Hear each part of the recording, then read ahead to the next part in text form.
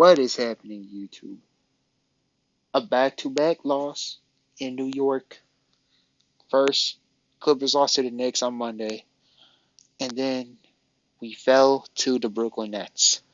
Um, you know, this is like Clippers are 0-2 with James Harden since the trade happened.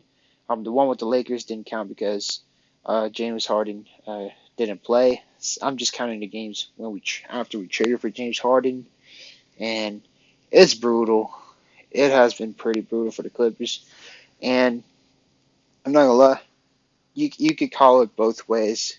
You could look at it as an optimistic side of the perspective, or you could look at it from the negative side of the perspective. Of course, mainly it's a negative side of perspective because um, you just don't like the way.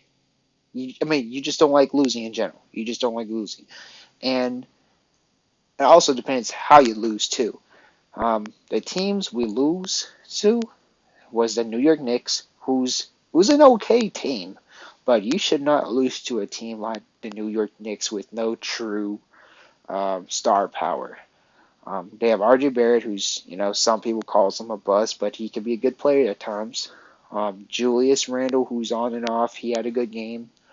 Um, Emmanuel Quickly, who's a really good role player, maybe could be a star in the future. Um, well, good chance, I should say. They have Brunson, who is a breakout player, but he's not a superstar. But and then you got Mitchell Robinson, who's pretty much a more of a defensive minded center and a good rebounder. But you should not lose to a team like the New York Knicks. And then we faced off the Nets. And previous video, I had a little bit of feeling that we might have lost to the Nets, but not. I did not predict that we lost to the Nets in this type of fashion. Um, because I thought like we might probably lose again to the Nets because they might have Claxton, and I'm aware of Cam Thomas, he's a bucket, but he didn't play in the second half, and we still lost. Um, but no Claxton, no Simmons, and we still lose to the Brooklyn Nets, man. Like, oh, that is that is pretty unacceptable. Not gonna lie, but remember earlier I said um, you could kind of look at a positive outlook. If you really want to try to find like some light in the tunnel, you could also try to say that a team is just trying to gel and everything. It's still early in the season, which is true.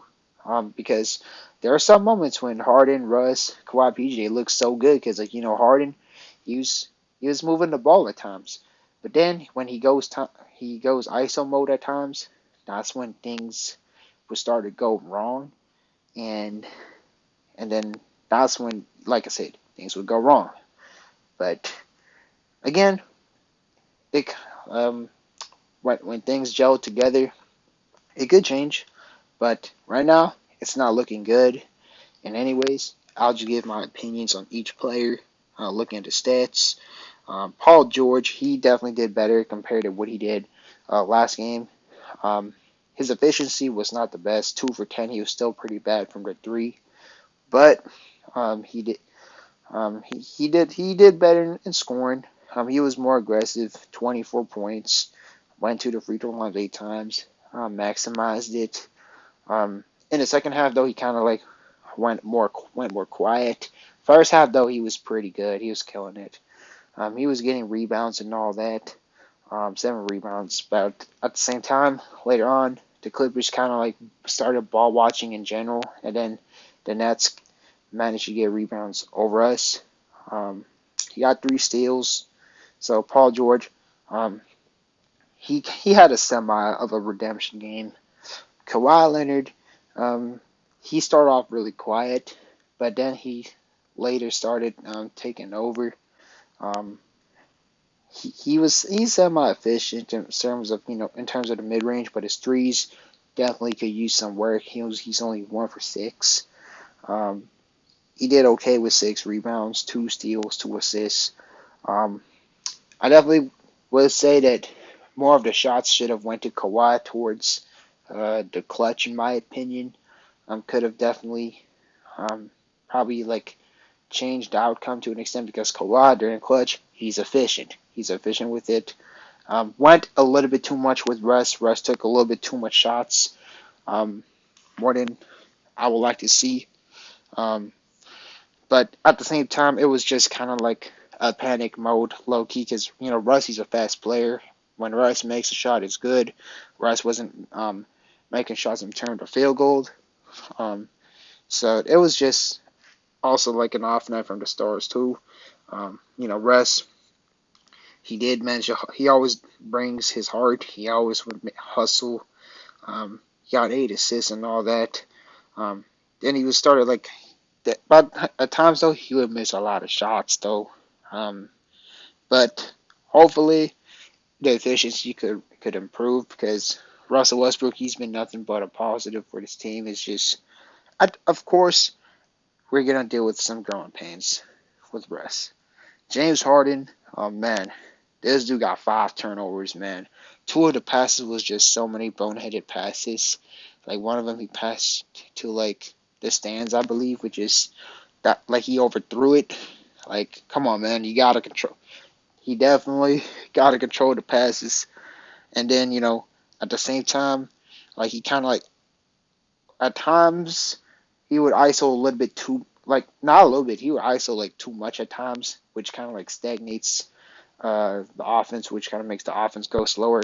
I would prefer like the ball to be in more of Russell Westbrook's hands, so that way the offense would be more faster, and then Harden he just be more of a catch and shoot type of guy. I would rather for that to happen. I did like that he gets 8 rebounds though, and his assist is there, but he got to make way smarter passes. Um, Zubac, he did do better in rebounding, and turnovers wasn't as bad. 3 blocks, he did okay, but there were lapses when Zubac just got scored on like way too often, like way too often, and then like even though he might have got 10 rebounds, there were times that when Zubac should have like got rebounds more, but that one play was not 100% on Zubac. I felt like um, it was a combination of Russell Westbrook ball watching, and I think everyone was just ball watching in general. Like, gotta not just ball watch, just stay in your position, and so that way like the player wouldn't just cut in and just got a free rebound. But you know, I think that's more of a team effort at the same times. But Zubac, I'm not gonna lie, the past 2 games he's been subpar. Um, Hopefully next game things would change. PJ Tucker, if anything, PJ Tucker more was like the biggest positives outside of Paul George and Kawhi Leonard. PJ Tucker, he was rebounding. He got 3 assists. He got 1 steals, 1 block. He always puts an effort on defense. Um, that's what I like to see. Um, because the past 2 games, PJ Tucker, he started off slow, but glad to see that PJ's doing better. I know my guy Primetime Sports Podcast. He vouches for PJ Tucker, and then I kind of like so I kind of like listen to that, and that kind of reminds me, PJ Tucker. He definitely could do something for the team, and he definitely showed that. So he's if anything, PJ Tucker was one of the positives. Um, Bones Highland, he only got 6 minutes. Man, he definitely should have got more minutes for sure. Could have at least got 15 minutes and all that, 15 to 20. Um, Terrence, man, welcome back. Um, he got like 19 minutes. He did solid in reboundings and assists, but field goal wise, he wasn't taking too much shots.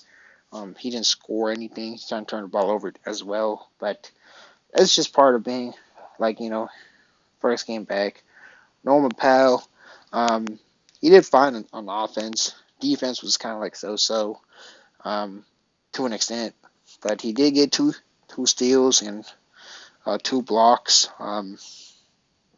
He only got 1 rebound, but he's more there for offense. And Norman Powell, he's been doing not bad of a job, but I still like kind of stand by the statement on just the way how we traded for James Harden. I just didn't like the way how we did it. Like if the Sixers couldn't like lower their price, I just might as well just you know not really go for it. And I don't like truly dislike James Harden like directly. I like him as a player, and like I said, I would welcome him on a team. But of course, if it was like only in an affordable price, I felt that Lawrence Frank he was way too aggressive and even goes far to say he was reckless. He traded like all of our power forward depth, especially in Batum and Robert Covington. Marcus Morris, I had no problem moving on from him. He's been subpar. Even Batum to a certain extent, but Batum he has moments when he has like solid IQ as well too. So I mean I don't know, but even moving on Batum wasn't like the end of the world. But moving on from Robert Covington, I just didn't really like that part. And the biggest issue with me is we traded too many draft picks, unprotected, two unprotected first round picks, and one pick swap. So if you look at the draft outlook for the 2020s decade, we don't control anything. We don't control any of our outlook. Our outlook's not looking good. Um, we definitely could use some draft picks after Kawhi Leonard and Paul George because like like I said, the only way how I could consider this becoming a good trade is if all of our stars have the same durability as a Tom Brady or a Kareem Abdul-Jabbar. That's one. That's kind of like one of the only like scenario I could consider it to work out, or unless if we somehow become a dynasty and just go crazy and win, if we have like a three-peat or something like that. But I don't know, like because draft picks are pretty important, and when those years come, it could kick. Like, of course, we doesn't mean we completely don't have any first round picks. Some of those years we could eventually like have some first round picks, but it's just like a pick swap or something like that. Um, so like hopefully, the team like maybe the Sixers they become like they they somehow become like worse than us, so that way like we wouldn't have too much of a problem with those picks. But man, we definitely could use some of the draft picks. So like the way how we could have lowered it is just we could have swapped like, and this is not me trying to throw shade to Norman Powell. Just for a disclaimer, if I like would always like include a player in a trade package, doesn't mean I dislike him. So please, if you're a fan of the player, please do not take offense of that. But this is just my opinion. Felt we could have kept Covington and then swapped Norman Powell in.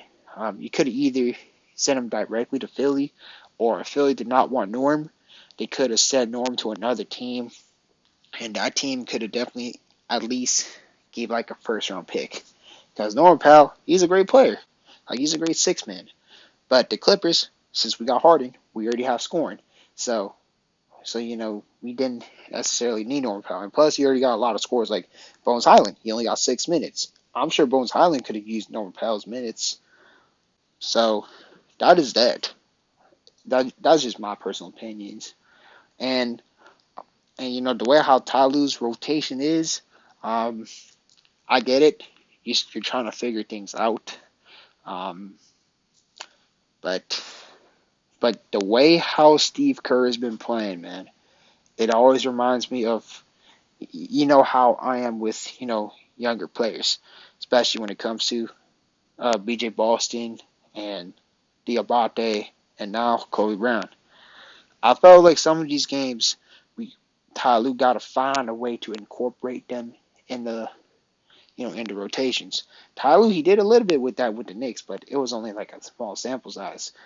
I'm talking about like real minutes, like maybe like the second or third quarter. Maybe just randomly like plug them in with the star rotations. Like maybe try like a little like a front court with a Zubac and Diabate, and we just get bunch of rebounds and all that because we need rebounding, man. And Diabate, that man is good at rebounding for sure. And even the past, I kind of would rather like I said, I'd rather play Kobe Brown over PJ Tucker.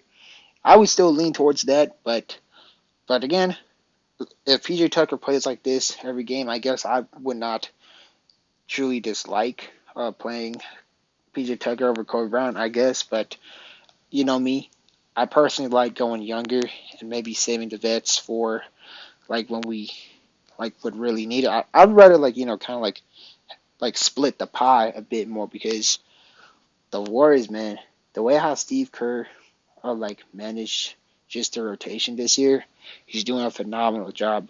He's already playing Trace Davis as like the backup power forward already when Draymond is out, and already finding a way how to plug Podziemski. I butchered his name. They just call him Pod, but he already like found a way to plug him in into rotations real quick. That's what I feel like Ty Lue needs to take notes of, and I don't care if I keep saying this every single time, but I gotta keep expressing that opinion. But I kind of went too long about the Clippers. Let's talk about the Nets a little bit. Dorian Finney-Smith, shout out to him. That man played solid defense. Got a whopping almost a double-double. Um, he was a sniper from threes. 4 for 8. Whew, pretty darn efficient. Um, and then Royce O'Neal, he did his part. He did do his part. Also 4 for 8, and he got a double double. That's crazy. Mikal Bridges, um, he was a bit more quiet on offense. Uh, at times he started off slow, but then he kind of picked it up a bit, like towards later on. 8 rebounds, 7 assists, 2 blocks, 2 steals. But he started off slow, but he did better. Dinwiddie, another person who kind of like started off a bit slow, but then later on did a little bit better with 4 assists and 3 rebounds. He had a he had a really low scoring night. He just hit 2 threes. Cam Thomas, shout out to him.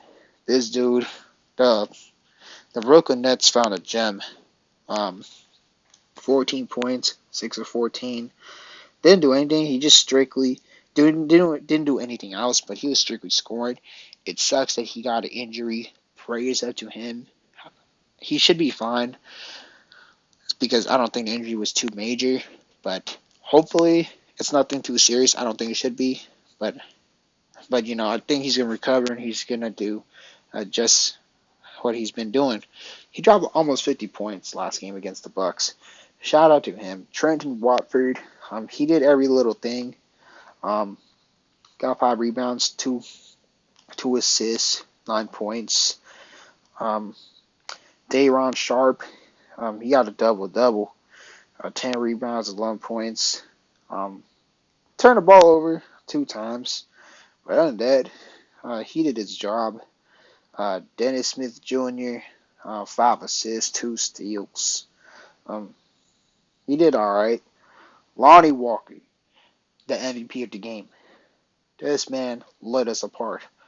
This man just entered in the second half, and this man dropped 21 points. That's crazy. That is crazy. Um, Shout out to the Nets for stealing this man because the Lakers had a good one in Lonnie Walker, and they just let him walk. And I would definitely say that's kind of like one of their mistakes. In my opinion, he's definitely better than D'Angelo Russell. He's more efficient. He plays better defense, and if you need a second or third option, Lonnie could be your guy. And his defense is definitely respectable too. It's kind of like a journeyman, but the Nets found their guy. But anyways, this was definitely a frustrating stretch for the Clippers. The next game is going to be the Dallas Mavericks, and my optimistic side says we could bounce back. But then it's Luka Doncic and Kyrie Irving. Um, the Mavs, they did lose though. I'll say that. And I guess you can also say another good news about the Mavs is the Mavs. Their defense is not like as crazy good. So I guess our stars could have a more of a bounce back performance. Um, and another thing is our Ivica Zubac could also have a better game because it's the Dallas Mavericks, and other than Derek Lively, they don't really have any other bigs that could like match up with Zoo, and Zubac could definitely have a better game in my opinion. Um, the Mavs did lose today, but they didn't have Derek Lively. Um, if Derek Lively returns, it can make things a bit more interesting and could make it harder for the Clippers. But I really hope we bounce back. And they say third time's the charms. But anyways, let me know what you think about the Clippers team in general. You think the Clippers made a mistake going after James Harden, or you think, or you stand by the statement, like you think, like maybe the Clippers should have went for James Harden, but should have been a lower price, or you think the Clippers just did a right move and that was just a good move in general, and the Clippers just needed a win now, so that was a good move, or um, or you think that what else? I, I think I just listed all the scenarios, um, but another thing is how y'all feeling about the next games. So it's gonna be the Mavs and then the Grizzlies, then the Nuggets. So we kind of face a semi-tough schedule, but then we have like so it's kind of like a back and forth. Um, so then after Nuggets we face the Rockets, which is a semi-good team, but again you never know. We did lose the Knicks and the Nets, but you think will a momentum like start rising, or you think it's still gonna be like kind of like this, but then we just pick it up way later, maybe like in December or January. But anyways, leave your thoughts down below in the comment sections, and this should definitely end the video. Thank y'all really much. I know it's been frustrating, watching this team, but end of the day, that's just part of being a sports fan. But have a good night, and thank y'all for tuning in. Peace.